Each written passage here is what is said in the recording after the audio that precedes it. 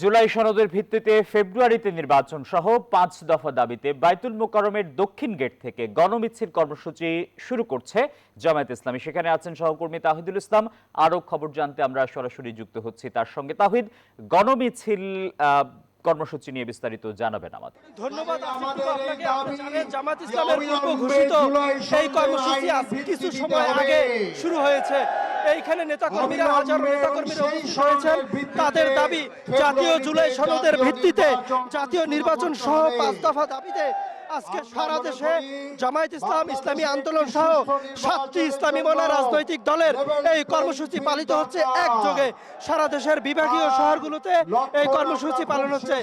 জাতীয় মসজিদ, বাইতুল মোকাররমের উত্তর গেটে বাংলাদেশ জামায়াত ইসলামী ঢাকা মহানগর উত্তর ও দক্ষিণের যৌথ উদ্যোগে এই গণমিছিল সমাবেশ পূর্বক সমাবেশ চলছে। এই সমাবেশে থেকে আবারও ৫ দফা দাবির দাবি করা হবে। সেই ৫ দফা দাবির মধ্যে অন্যতম জাতীয় জুলাই সনদের ভিত্তিতে জাতীয় নির্বাচন এবং পিআর পদ্ধতিতে নির্বাচন সহ লেভেল প্লেইং ফিল্ড নিশ্চিতকরণ। এই ৩ দফা সহ মোট ৫ দফা দাবিতে এখন বাংলাদেশ জামায়াত ইসলামের নেতাকর্মীরা মঞ্চে বক্তব্য রাখছেন। এখানে যে বাংলাদেশ জামায়াত ইসলামের যে নেতাকর্মীরা উপস্থিত হয়েছেন তাদের সঙ্গে আমরা কথা বলেছি।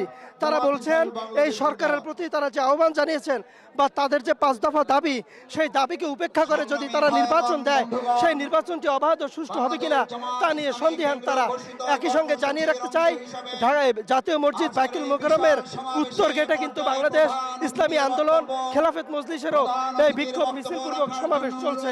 অর্থাৎ এই ৫ দফা দাবিতে যেই আসন সমঝোতার ভিত্তিতে জামাত ও ইসলামী আন্দোলন সহ যে ৭টি ইসলামিক রাজনৈতিক দল নির্বাচন করতে চাচ্ছে, সেই ৭টি রাজনৈতিক দলের আজকে একজোটে একই সময় সারা বাংলাদেশের ৭টি বিভাগীয় শহরে এই কর্মসূচি চলছে। এই কর্মসূচি থেকে তারা সরকারকে আবারও আহ্বান জানাবে এই ৫ দফা দাবি সরকারকে মেনে নিতে বলছেন। তারা এও বলছেন আজকে এবং এই কর্মসূচির আজকে দ্বিতীয় দফায়, এর আগে কিন্তু প্রথম দফা বাস্তবায়ন হয়েছে। শেষ দফা, তৃতীয় দফা শেষ দফা হচ্ছে ১২ অক্টোবর। সারা বাংলাদেশের জেলা প্রশাসকের কাছে স্মারকলিপি দিবে, জেলা প্রশাসকের কাছে স্মারকলিপি দিবে। আপনি দেখতে পাচ্ছেন আমার চারপাশে হাজারো জামাতের নেতাকর্মী সেই ৫ দফা দাবি বাস্তবায়নে সরকারের প্রতি আহ্বান জানিয়েছেন। এই ছিল আমার কাছে থাকা বাইতুল মোকাররমের দক্ষিণ গেটে থাকা সর্বশেষ তথ্য। আসিফ টিপু। তাহিদুল ইসলাম, আপনাকে ধন্যবাদ। দর্শক, একই দাবিতে দক্ষিণ গেটে কর্মসূচি পালন করছে খেলাফত মজলিস। সেখানে আছেন সহকর্মী তাহমিদ আমিন, আমরা তার সঙ্গে যুক্ত হব। তাহমিদ, খেলাফত মজলিসের কর্মসূচি সম্পর্কে জানাবেন আমাদের।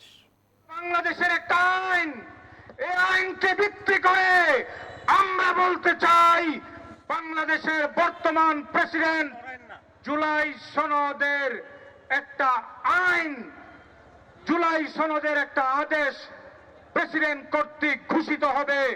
সেই আদেশের ভিত্তিতে রেফারেন্ডাম এবং গণভোট হবে।